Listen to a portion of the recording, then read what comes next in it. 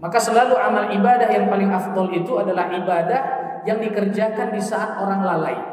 Kenapa sholat tahajud besar pahalanya? Sampai disebut oleh Nabi SAW, afdolus sholati sholatu Daud. Sebaik-baik sholat adalah sholat Daud, yaitu tidur kemudian bangun malam sholat tahajud. Karena di saat itu semua orang tidur. Kenapa sholat duha ini waktunya mustajab? Karena saat itu semua orang sibuk. Jadi selalu tempat-tempat di mana orang sibuk, lelah, capek, lalu ada hambanya yang ingat kepada Allah, ini adalah tempat yang mustajab dan paling afdol.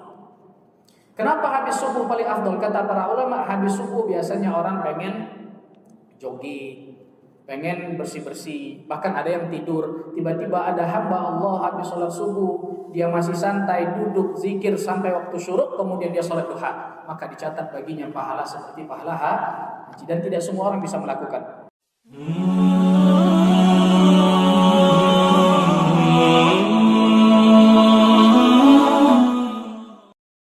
Sebab itu bila hidup kita ingin tidak terlaknat sebagaimana dalam hadis tersebut, maka harus ada salah satu dari 4 unsur tersebut. Yang pertama, jangan lupa ingat kepada Allah, zikrullah. Yang kedua, ketaatan kepada Allah. Maka sungguh indah bila kita dalam keadaan sibuk kita tidak lupa kepada Allah. Makanya dalam Al-Quran itu disebutkan, yang Allah puji adalah bukan orang yang setiap hari tanpa bekerja duduk di masjid berzikir, sholat, puasa. Bukan itu yang dipuji oleh Allah.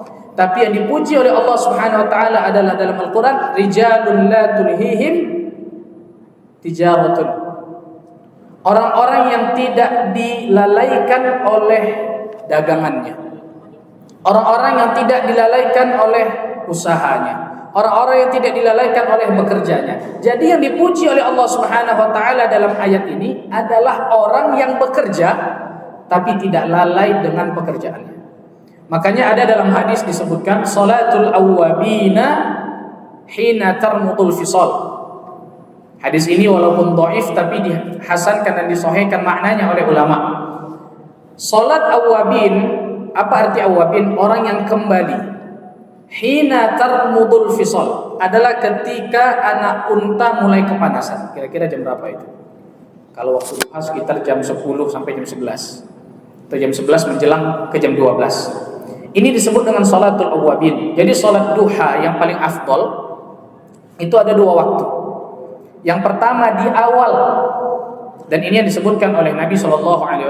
Hadisnya disahihkan oleh Syekh Al-Albani bahwa orang yang menetap setelah sholat subuh di tempat duduknya dalam keadaan suci lalu berzikir sampai syuruk, lalu dia tunggu 15 menit masuk waktu duha, waktu pertama, lalu dia sholat 2 rakaat, kana ka ajril haji taman, maka dia dapat pahala haji sempurna. Ini yang paling afdol pertama. Kalau tak bisa dikejar ini, maka yang kedua, waktu awwabin, orang-orang yang kembali, yaitu ketika anak unta mulai merasakan kepanasan pada pukul 10, 11 sampai menjelang zuhur. Jadi pukul 10, 11 adalah waktu yang paling afdol untuk melaksanakan sholat duha. Kenapa disebut dengan sholatul awwabin? Sholat orang yang kembali kepada Allah. Apakah sholat yang lain tidak kembali kepada Allah? Kenapa sholat ini dikhususkan sebagai sholat yang kembali kepada Allah? Bukankah semua sholat adalah kembali kepada Allah? Dikhususkan sholat duha di waktu ini disebut dengan sholatul awwabin karena biasanya di waktu ini adalah waktu sibuk. Coba lihat jam 10, jam 11 pegawai lagi di kantor, petani lagi di sawah, pedagang lagi di toko.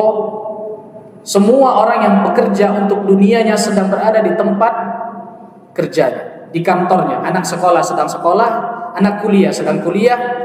Jadi di waktu ini jam 10 sampai jam 11 adalah waktu yang dimana semua orang sibuk dengan urusan dunianya.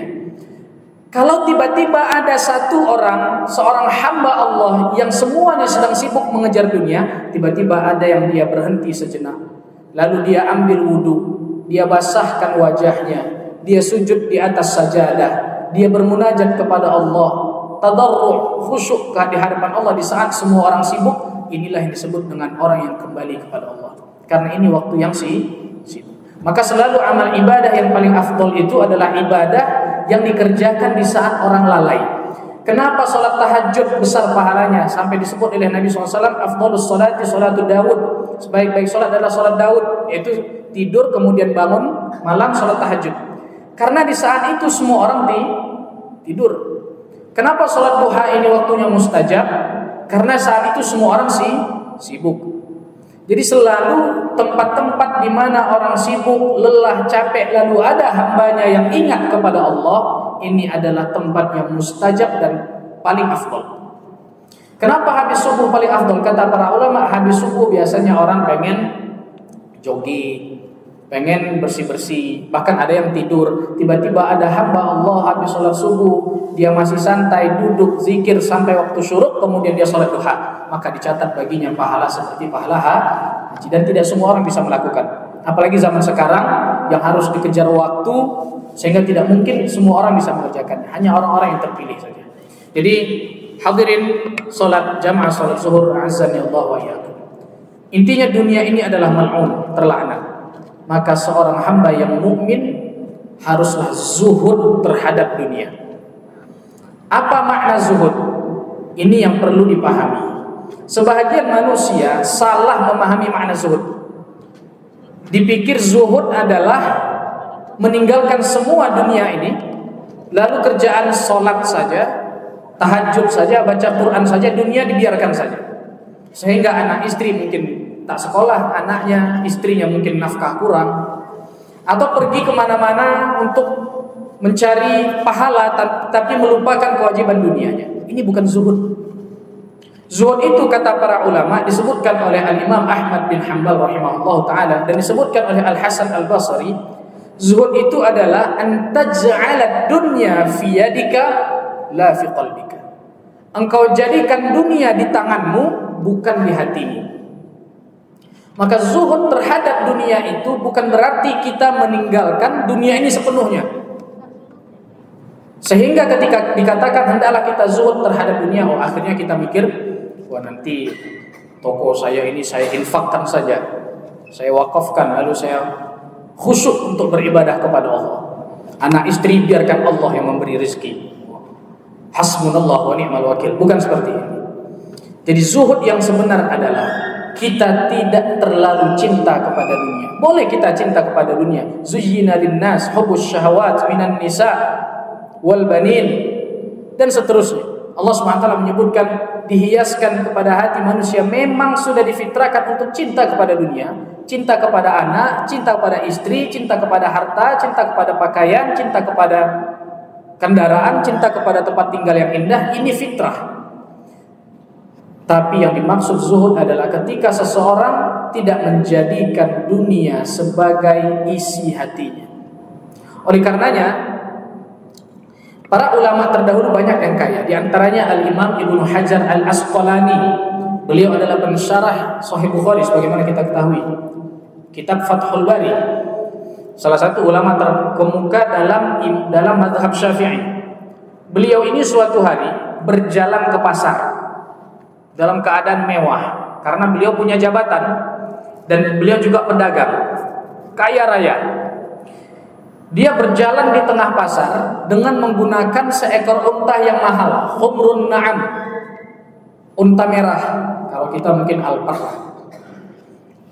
Bukan cuma itu, dia bawa pengawal.